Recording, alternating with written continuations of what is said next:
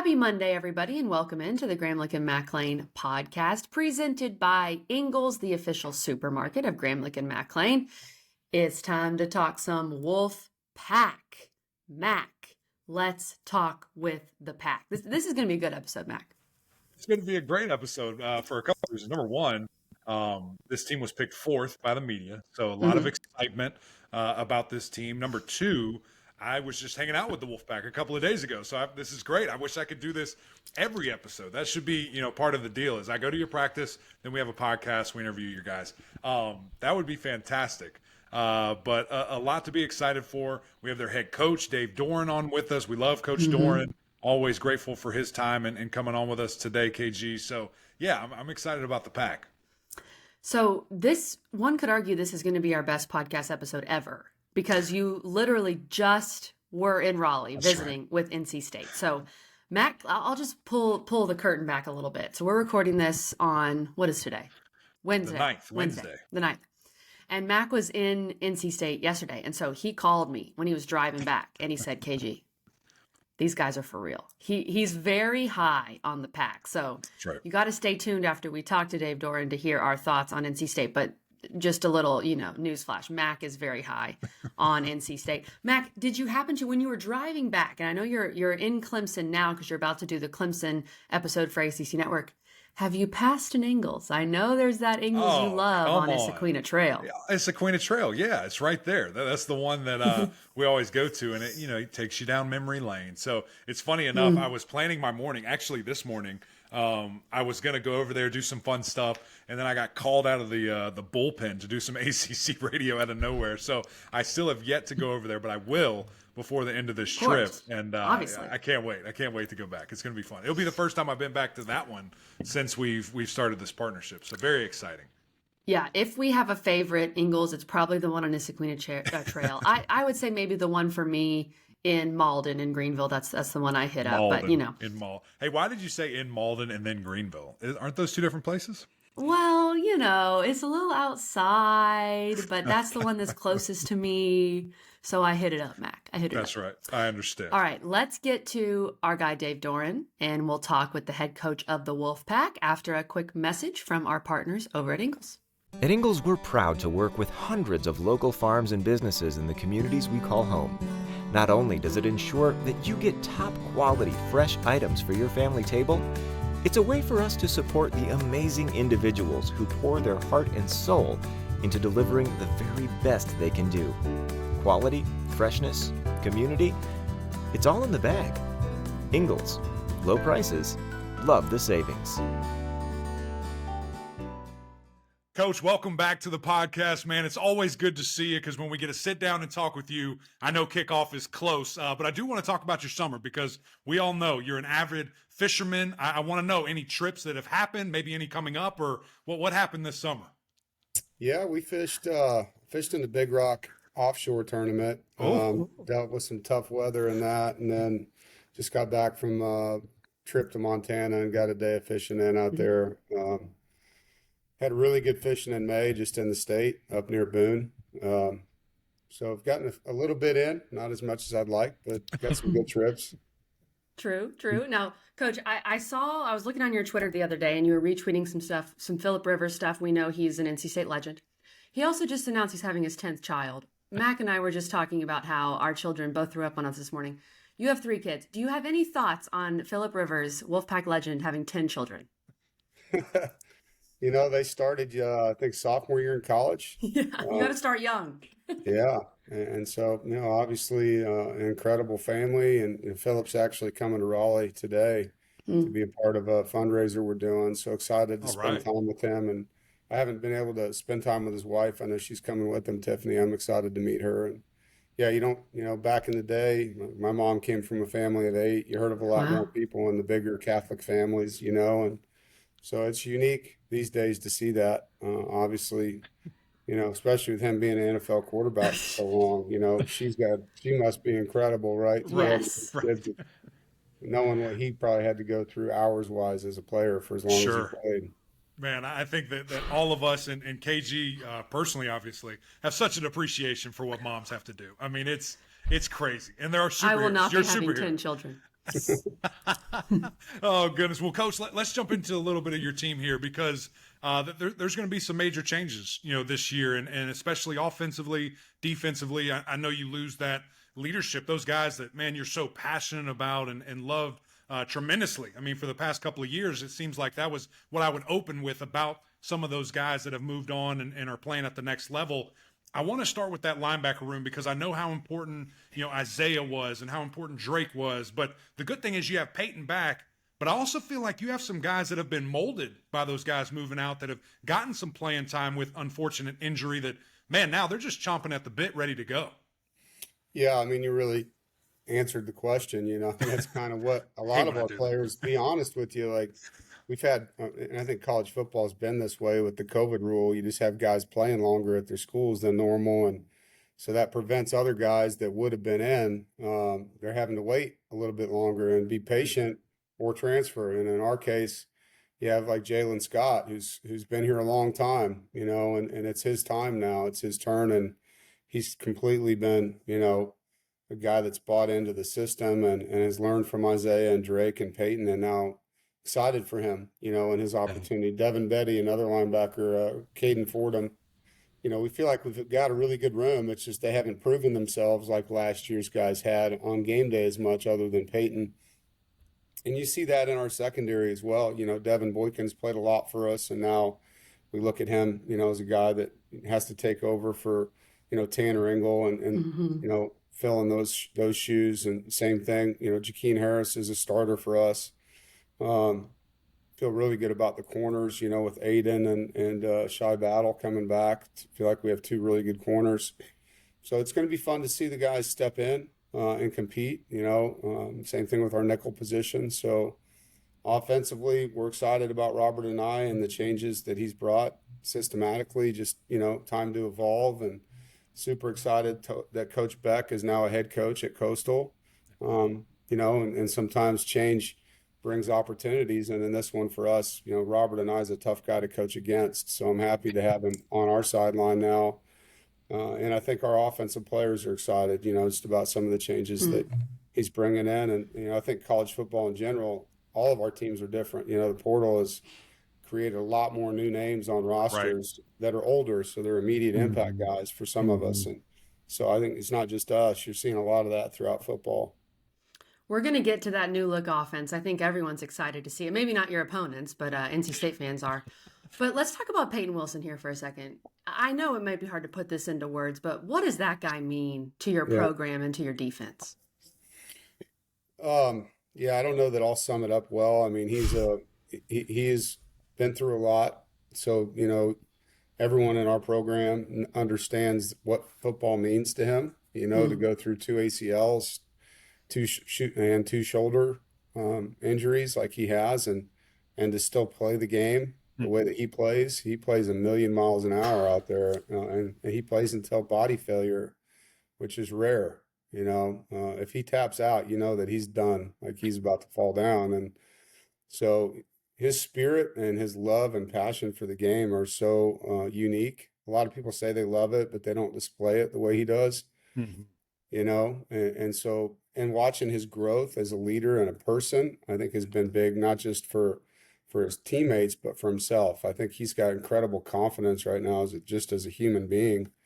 He's a first college graduate in his family. Wow. He's accomplished things that are generational things, not just football wise. And he comes from an impressive family, and his parents are awesome, but his brother Bryce is a major league pitcher. He was with the Pirates, the Braves, and now the Brewers, so he's got a really good lineage there. I'm glad he's back, man. I'm really excited to watch him play. I'm sure you guys are too. He's a fun guy to watch. No, he's an animal, Coach. And I mean, when you see him out there, and I remember 4 years ago, you telling me about this kid, coming off an injury, look out. And to see his final form in flashes, he just deserves, a free year, a healthy year where he can go and play with his hair on fire. And I hope we get to see that. Before KG moves on to the offense, I do want to kind of mention that duo that you talked about at cornerback, because I think they're one of the best in the country, not just the ACC with White and Battle, but how does that give you and Coach Gibson the freedom to be more exotic, more aggressive when you understand and know, hey, these guys got us on the outside. Let's mix it up a little bit on the inside. Yeah, as a defensive play caller, it gives you a lot more confidence to be aggressive when you need to be. Um, Both of these guys are long. They can play press man to man. They're smart, so that we can disguise things with them. And they're good tacklers, so it allows you to use them in the run game and as a blitzer, so that's a luxury that we haven't always had. Sometimes you have one and you're helping the other guy some. But to have two guys that are at this stage, they have the ability, the length, and the aptitude mentally is a really nice luxury to have. Coach, I know you're bringing Brennan Armstrong to ACC kickoff, and we've seen what he's been able to do, a prolific passer. You saw him at Virginia. You played against him. You knew what he was capable of. What excites you the most about Brennan Armstrong at quarterback for NC State this year? I think the fact that he's just got a chip on his shoulder right now. Last year didn't go the way that he had hoped, and this is his last year to play college football. And so we're getting a very hungry guy that's an experienced guy. His numbers, spoke for themselves a couple years ago with Coach and I and that offense.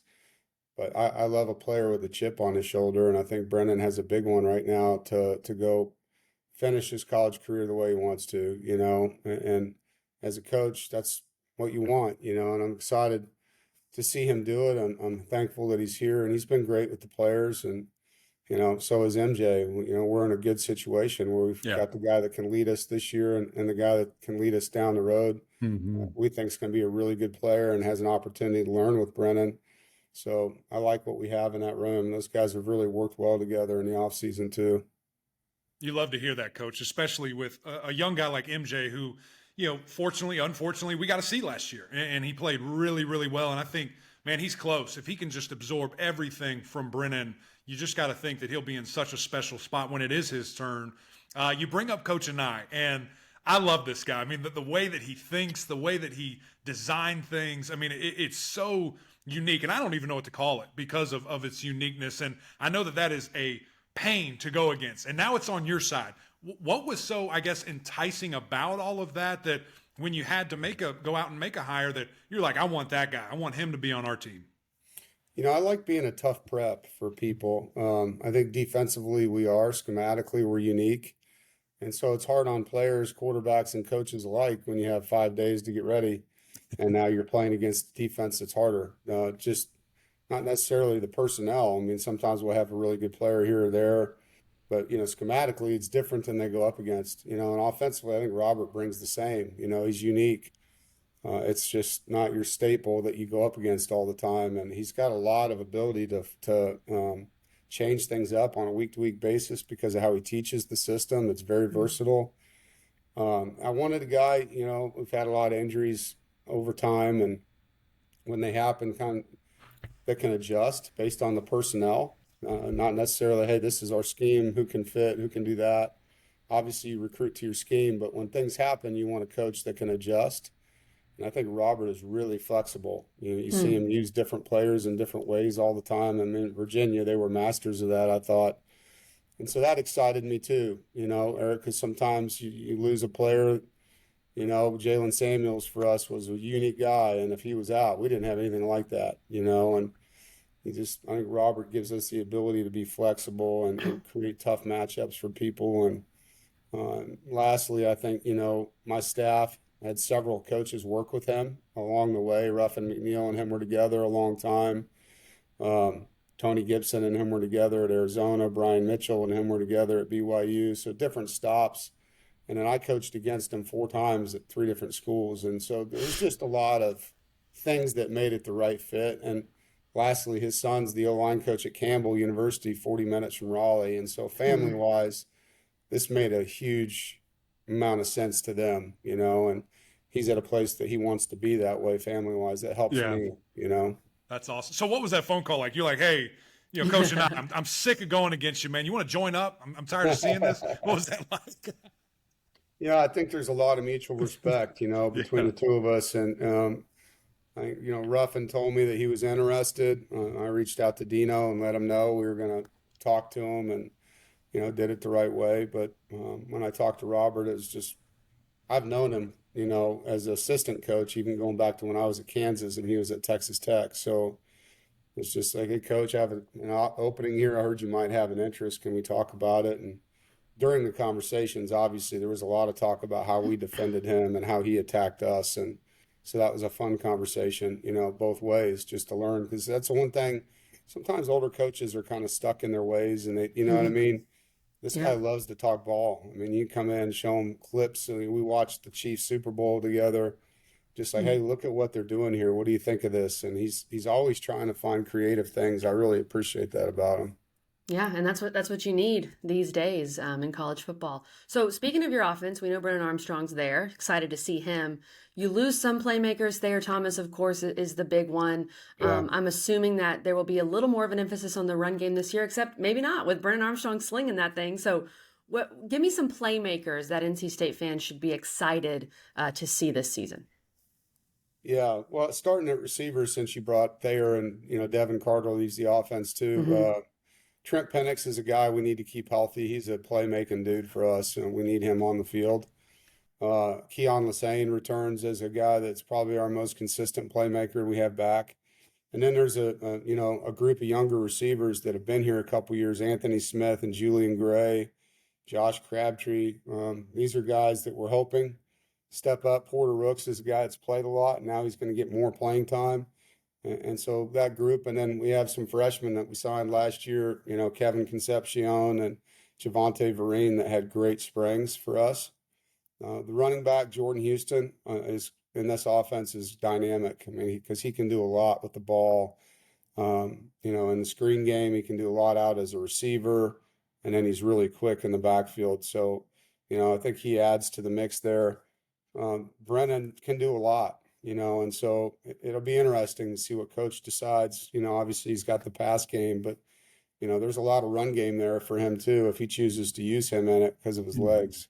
Yeah. And I think, bringing up, with Jordan and the uniqueness of his play and ability, that's what, when I saw Coach and I was coming, I'm like, man, this young man can thrive in this. He can be really a dangerous weapon. You mentioned kind of Virginia, and this will be the last one, Coach, we'll get you out of here, about the things that they would do. And it's all about matchups, right? Coach and I is just looking to find, how can I get one of my best players against the weakest part of your defense? Is there a guy, and you don't have to share this if you don't want, but that is going to be that Swiss Army knife that's going to line up at tailback, H-back, out wide? I mean, they use some guys like that you're just like, where's Waldo? You got to find him. Yeah, no, I agree. I think really that comes down to what you have. Like, I can't remember the guy's name. It was a 2 or a 4 jersey number for them at Virginia, and they put him all over the place and found different ways to get him the ball. At Syracuse, they did it with 19 last year. I don't know who that'll be yet for us. Trent Penix has that ability. Trent does, if coach can keep him, usable, because he gets hurt a lot, unfortunately. But Trent's the most versatile player we have in the run game and the pass game, probably. I think Jordan Houston's a guy that does that as well. Javante Vereen, the young guy that just got here, is really a very talented guy as well. So, we'll have to see. I think sometimes with coach, if he's got guys that can do it, then they're going to do it. If he doesn't, then one guy may do 3 guys' jobs, Sure. And so we're just going to have to see how fall camp plays out for him with, I guess you'd say, the toys in the offense. How's he going to use them, right? That's right. Well, we're right here, man. I appreciate your time. Always great talking with you, and we're jacked up for you guys in the Wolfpack. I think it's going to be a really fun year.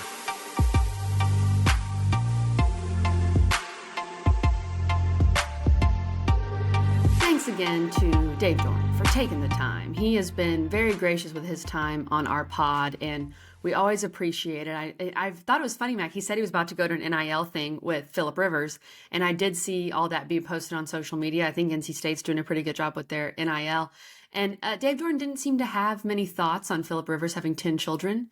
He's a 3-and-done guy, which, I like. But Phillip Rivers, man, he's a different breed, Mac. It is a I don't know if it's goals or what it is. He's a good father. I don't obviously. think, no. For me, not goals. Not Gotta be goals. honest, not goals. What a goal's to be that good of a parent to manage 10 tiny humans? Probably. I think his wife, as Coach Doeren said, his wife's She's a superhero. Gotta be. I mean, you're pretty much a professional at that point when you're doing that. So maybe they're done at 10. I would probably try to take some type of preventative Well, measures. Mac, considering he's a football player, do you just go for 11 and then you have your A whole starting roster? 11? You have a whole. That's actually fascinating. Now you have to do it, Philip. Big time listener of the show. I know. Just get to 11, big dog. Get to 11. Yeah, he can do it.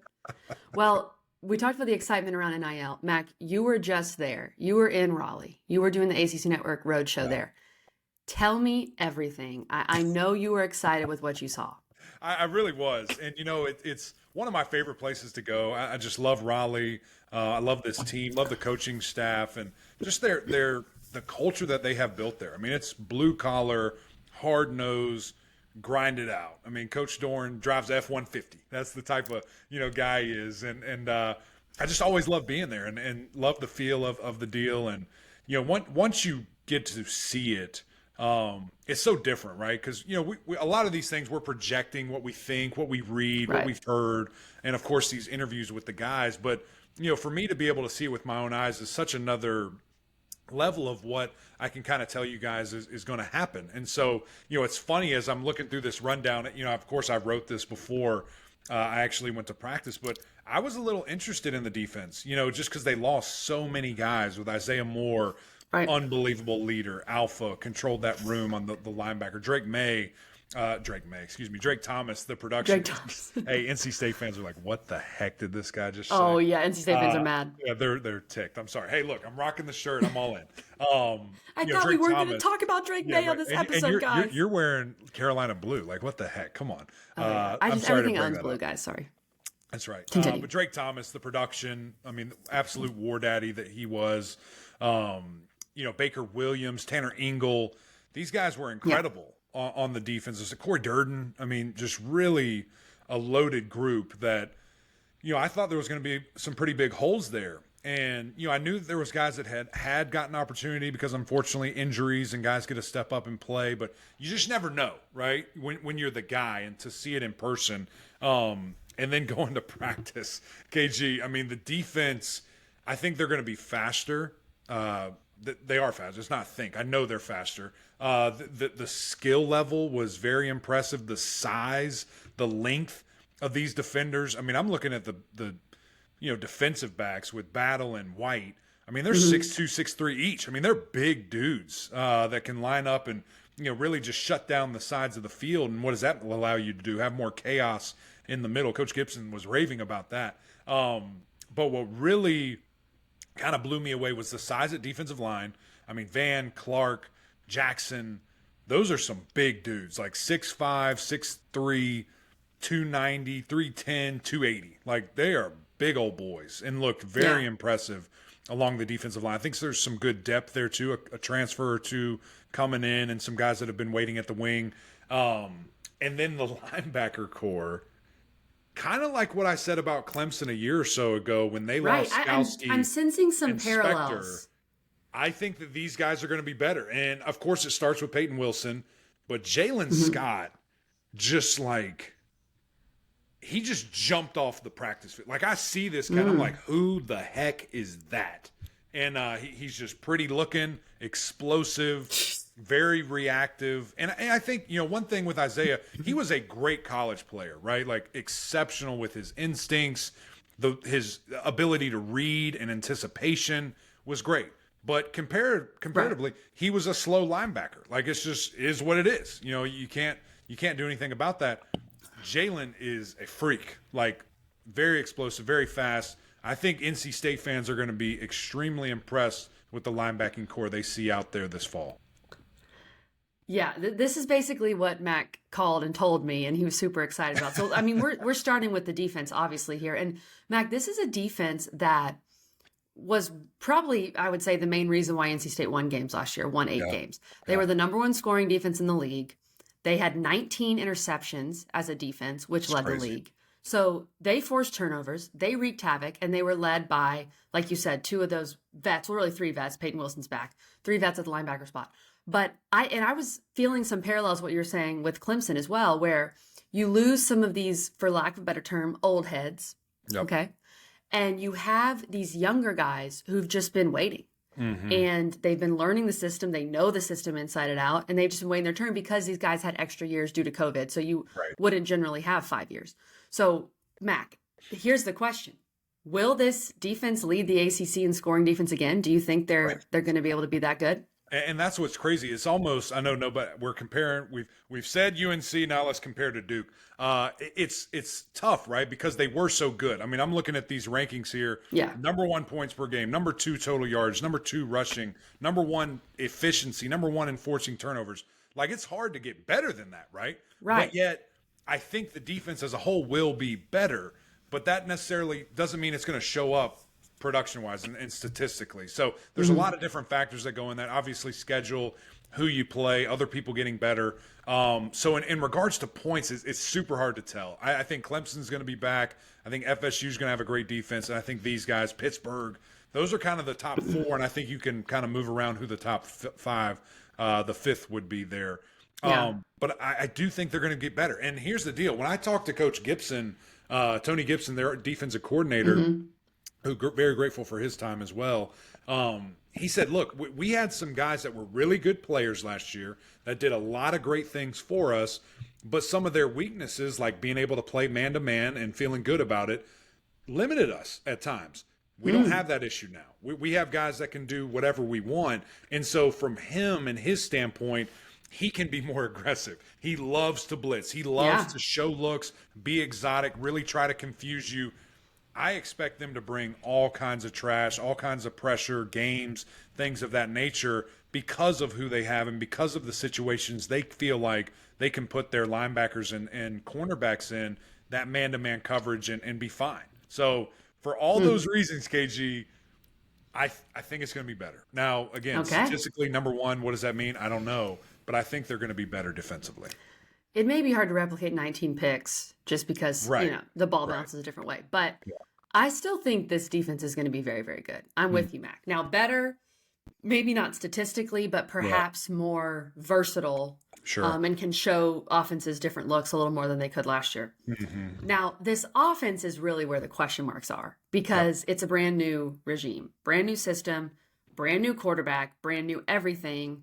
Robert and I coming over from, he was at Virginia and he was at Syracuse with Brennan Armstrong. Brennan Armstrong's in there slinging that thing all over the place.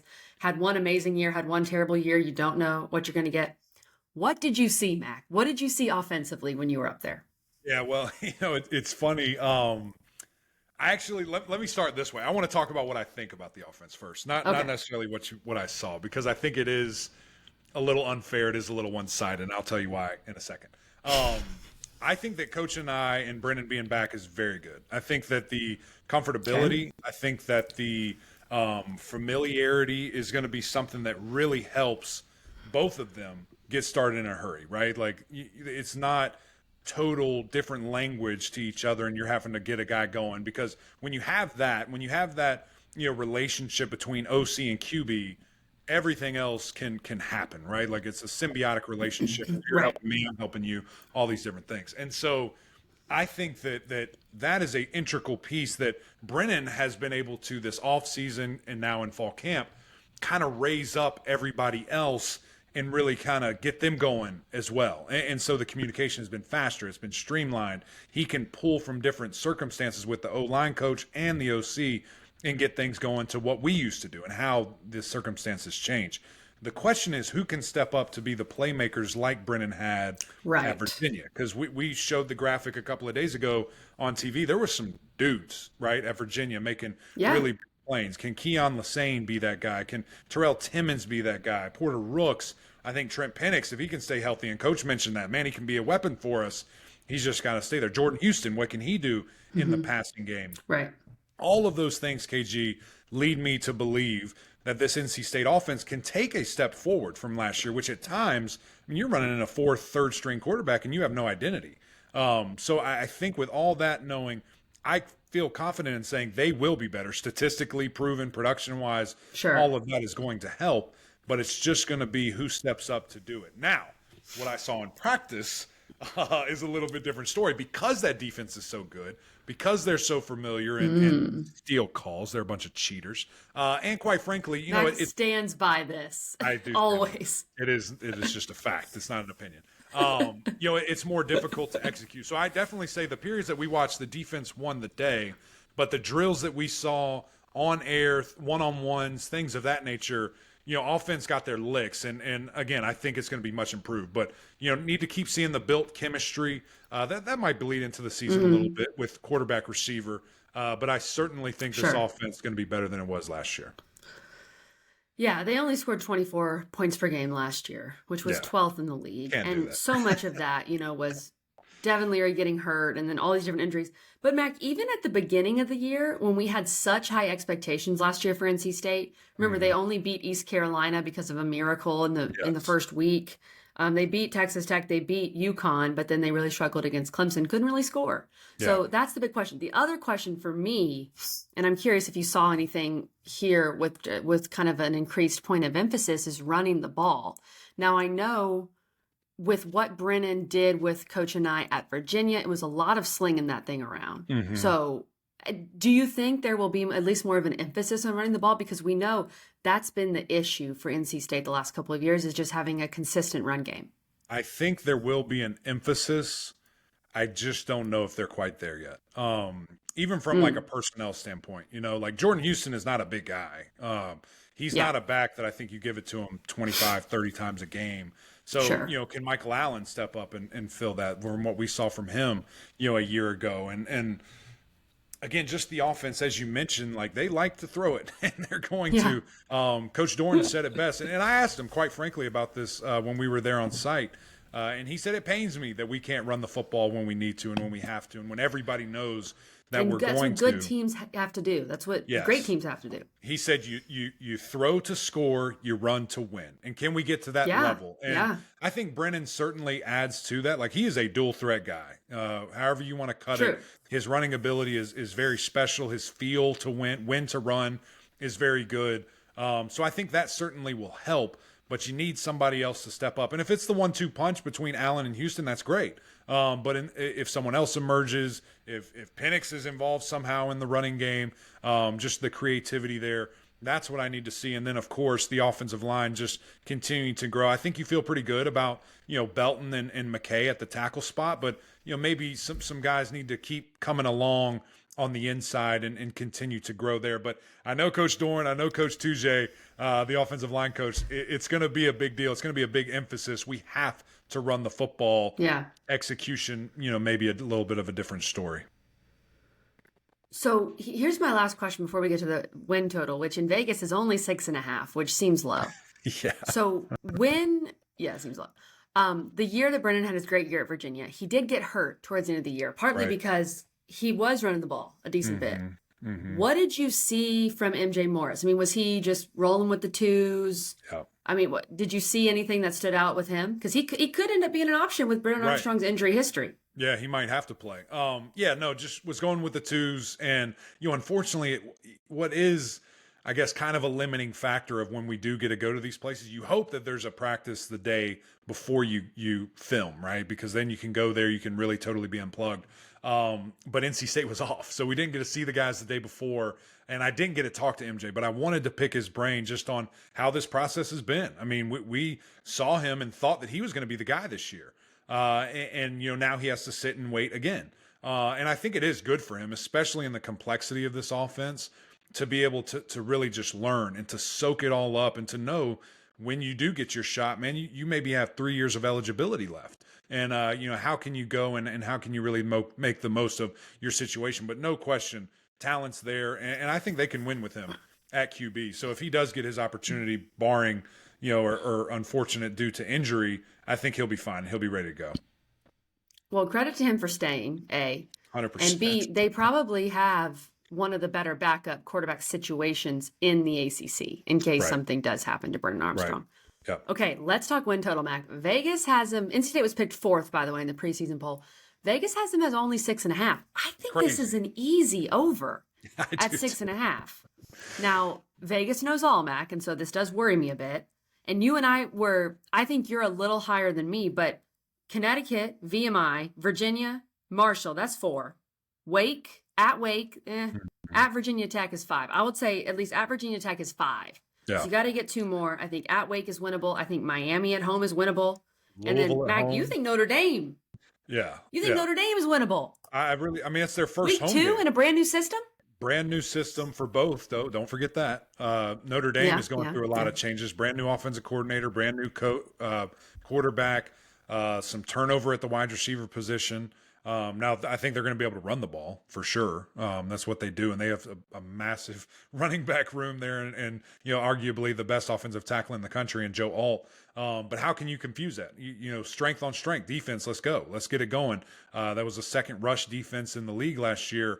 How can you kind of slow that down? And we know, what Sam Hartman potentially can do if you heat him up and if you blitz him. And so can you take advantage of that, being the number one interception team last year in the ACC? So I do feel good, especially being the first home game, new Jumbotron, new sound system. That environment is already nuts. I think they're going to be jacked up and excited and be a true home field advantage. That Louisville game at night, Friday night as well, I feel super confident about that as well, KG. So I have them flirting with 9 wins, which would be incredible. Wow. And do you get a 10th win in the bowl season, which is, escaped them because of alleged COVID reasons when they played UCLA or were supposed to play UCLA.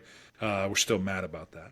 I feel confident about these guys. And just, it really is going to kind of ride on Brennan and the year that he can have, and can he get back to that 21 version where he's slinging it all over the yard? Exactly. And can the playmakers emerge? I think that's the other big question. Can Keon Lassane be that dude? Because like you said, I think people, just because it was Virginia, people don't really remember Thompson and Wicks and these guys that Brennan Armstrong had. So this is going to be a very interesting year for NC State.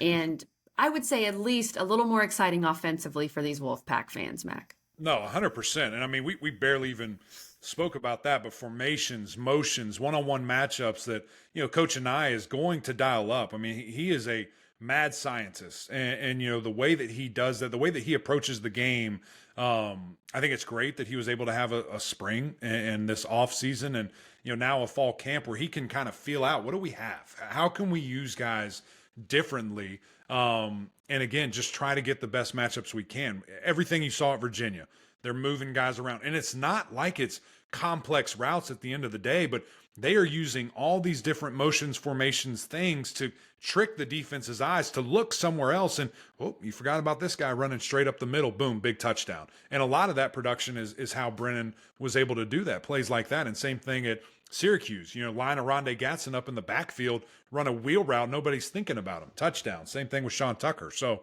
that's what I'm excited to see. How can they execute? How can they get this going on a super high level? And ultimately is potential versus production put on full display here. And we'll see. We're close. We are very close indeed. That's a wrap for our NC State episode here on Monday. Mac, Duke coming up on Wednesday. Miami coming up on Friday. If you missed any last week, Virginia Tech, Georgia Tech, Louisville, Wake Forest, lock in, guys. We're almost there.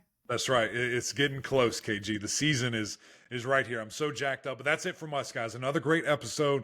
Gramlich and Mac Lane. Appreciate you guys tuning in. Appreciate our big partner there in Ingles and all the things that they do for us. But we need you guys to go over to YouTube. Rate, review, subscribe, comment on there. We need you guys' eyeballs on this thing. It's too much fun. You can't miss it. And, of course, the OGs over on Apple Podcasts as well. But that's it from us. Until next time, we'll see y'all.